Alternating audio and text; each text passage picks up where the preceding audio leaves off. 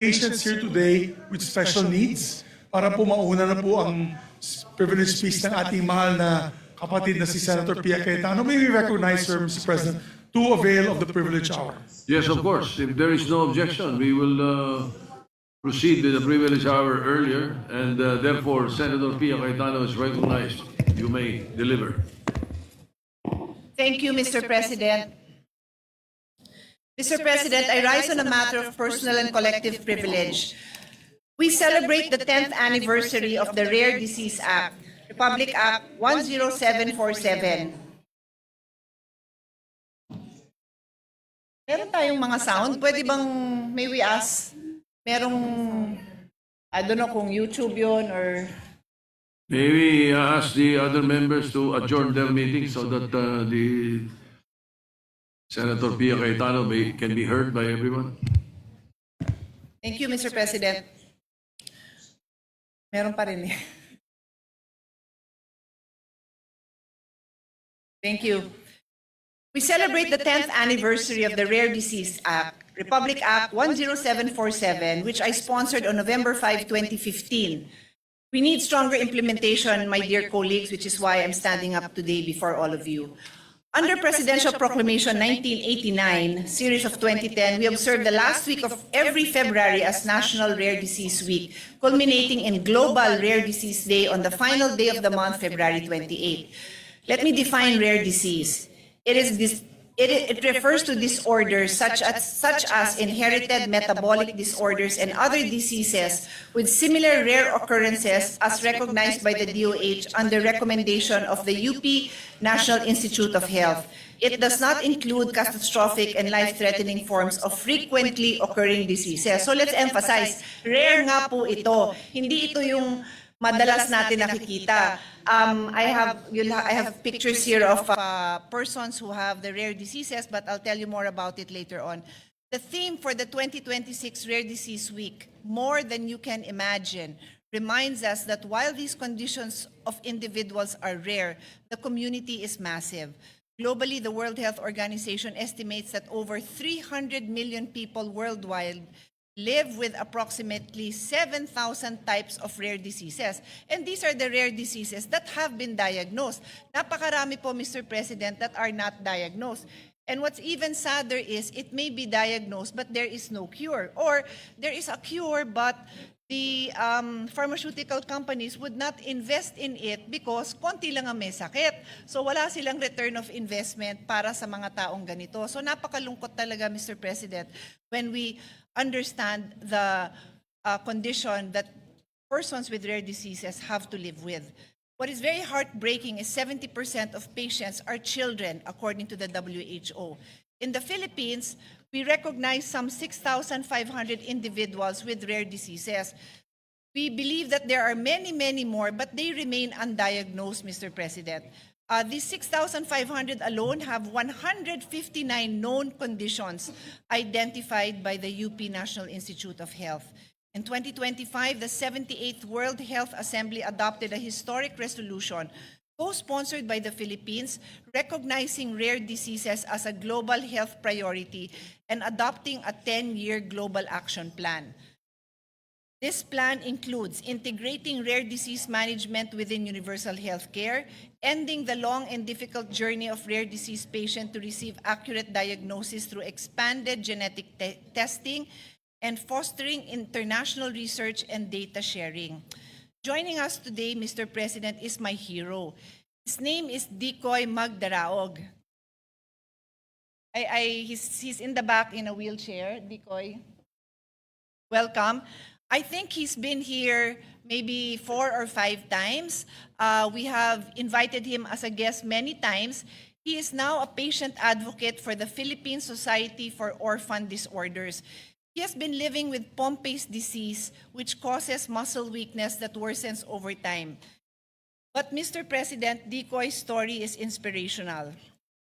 I don't remember the exact details, but he was told, his parents were told that he wouldn't live past a certain age. But he actually ended up finishing college and he is gainfully employed. He works for the Asian Development Bank and is proof that with the right support, people with rare diseases can lead productive and impactful lives. Beyond his job, Mr. President, he is a thriving entrepreneur.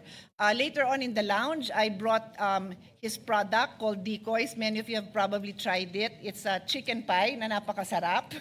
And my other favorite is Choco Key Lime Pie. This is a business he developed during the pandemic. And beyond that, kung may mga watch collectors dyan, he is a watch reseller.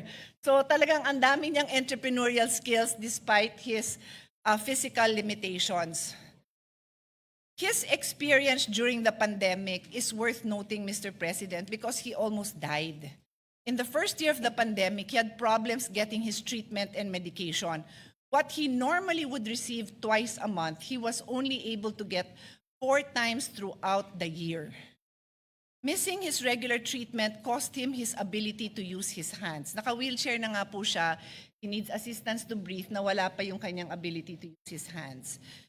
Pre-pandemic, he used a motorized wheelchair with a joystick, but after not receiving his treatment regularly, he lost the ability to drive this and now relies on external help. So Decoy is just one of the examples of our heroes who live with rare diseases. His mom was the patient advocate when she first came here with Dr. Menchit Padilla, the specialist who was advocating for the rare disease bill. But I'll go back into a little bit of history. My seatmate is not here, but I'm about to mention her. In 2004, the Senate passed the Newborn Screening Act. Senator Loren was one of the sponsors, and my late father was an incumbent senator then.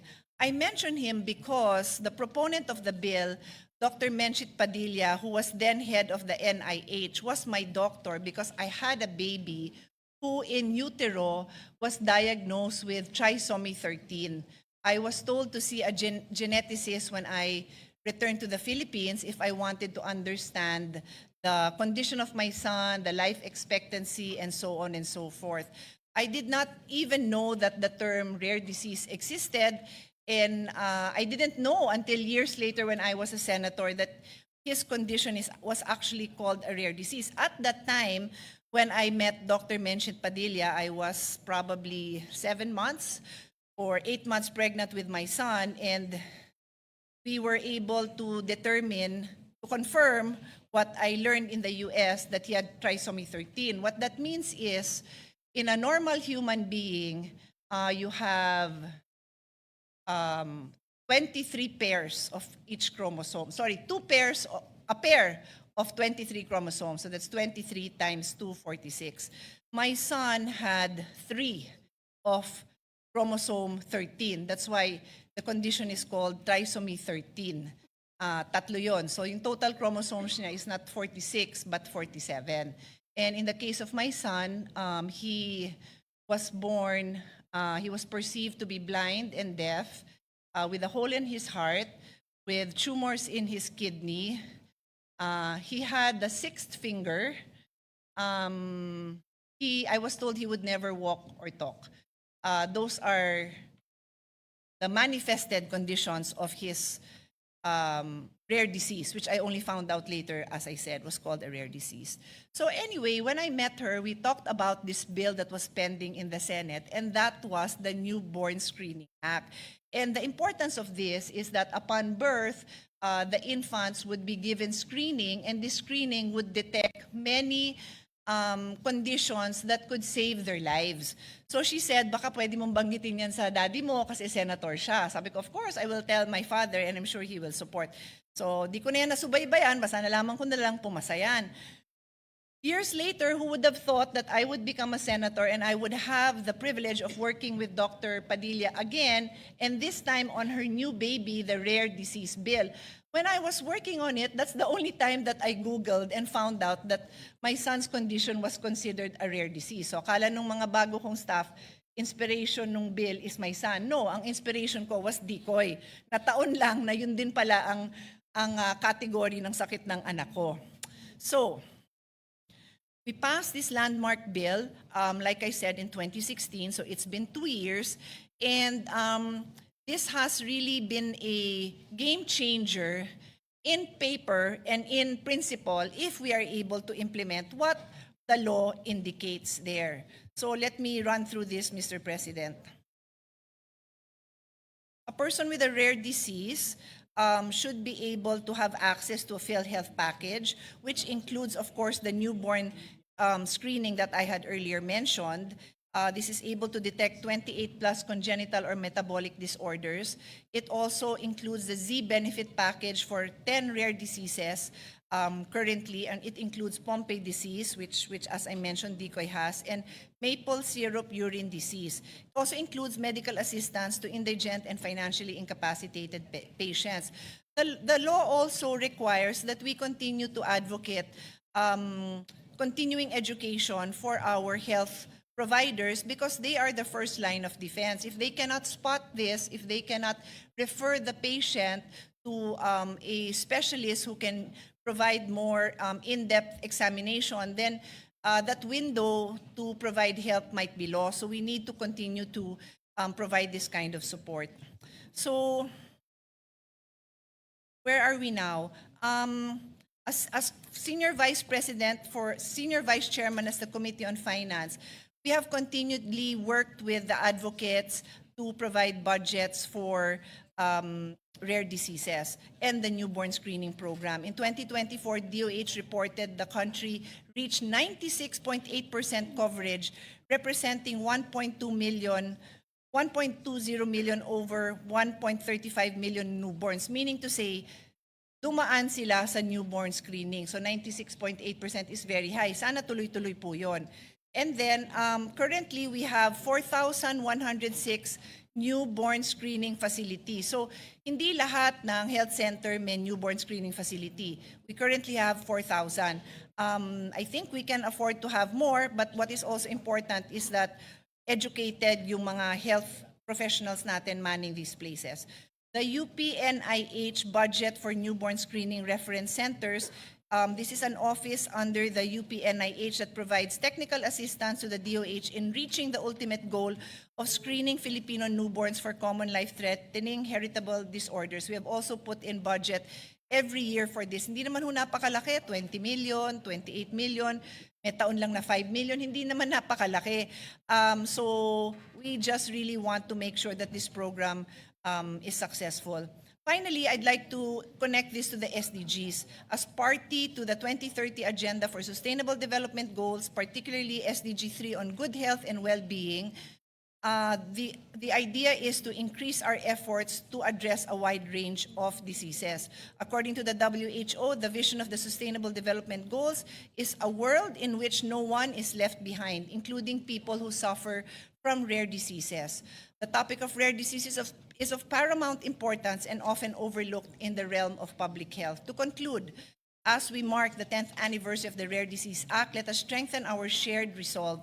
We must build on the principle of equality and inclusivity, ensuring that our healthcare system is responsive to the needs of all individuals. There is much more we can do to show our solidarity for patients with rare diseases and their families and friends who stay by their side to support and care for them. Through greater awareness and action, we can provide not only better healthcare services for rare disease patients, but also a more nurturing world for them to live in. Thank you, Mr. President, and thank you, dear colleagues.